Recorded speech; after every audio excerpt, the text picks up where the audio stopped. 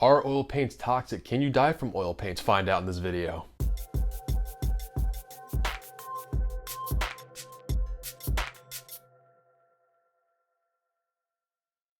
Hi, I'm Chris Fornatero here to help simplify oil painting so you can get better faster.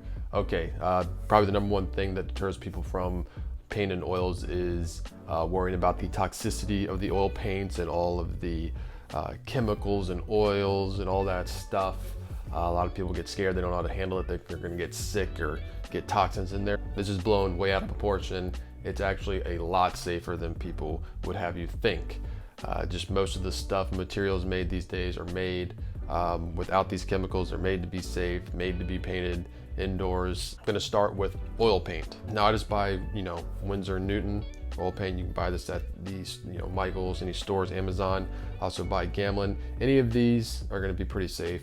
Very, very low toxicity. The only time that will be higher toxicity is if they have drying agents in them, which it'll say on the label. That being said, anytime you buy anything, even if these, read the warning labels just to be safe. But if you get this kind of paint, you're gonna be pretty good with this working indoors. Just make sure, you crack a window open, make sure you got some air moving throughout your space. You don't wanna, be using this paint in your closet with the door shut, but other than that, you should be pretty good. Now, the main thing that you want to be aware of with your materials is your paint thinner or your mineral spirits. You're not going to want to go to the hardware store and buy the big metal tin of paint thinner, even though it's cheaper. Don't do it. That's just going to be a lot more toxins in it. It's also going to smell a lot. I recommend getting odorless paint thinner always, because you're gonna be painting inside. And I recommend Gamsol from Gamlin. It's really good. I'll put a link to it in the description. You can also buy it pretty much at any art store. This is really good, low toxicity. You don't want to be putting your nose right up to it and huffing it all day. Again, you don't want to be, in your closet, door shut with this stuff. But as long as you're in a good open space, got some good ventilation, whether it's a window or air conditioning, you should be okay. Always keep the cap on it, keep the lids. If you put it in a jar, keep the lid on it when you're not using it. And have a fan going, circulating the air is always a good thing. I have a fan that I put in my window to suck out the bad air, bring the good air in. So you can always do that, but I recommend, again, Gamsol, odorless mineral spirits. All right, mediums.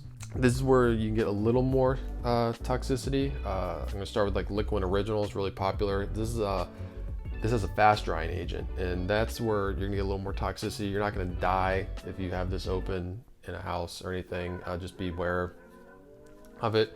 Keep the lid on it when you're not using it. Have a fan going, like I said earlier. If you're getting this on your skin, same with oil paint, it's probably not the best to leave it on there for days and days at a time. You can also wear gloves. I like to wear gloves. A lot of times when I paint, it just makes cleanup easier. I don't have to worry about scrubbing my hands and washing my hands. I can just take the gloves off, throw them away, and I'm done. I recommend that with anything. Just, the less absorption through the skin, the better.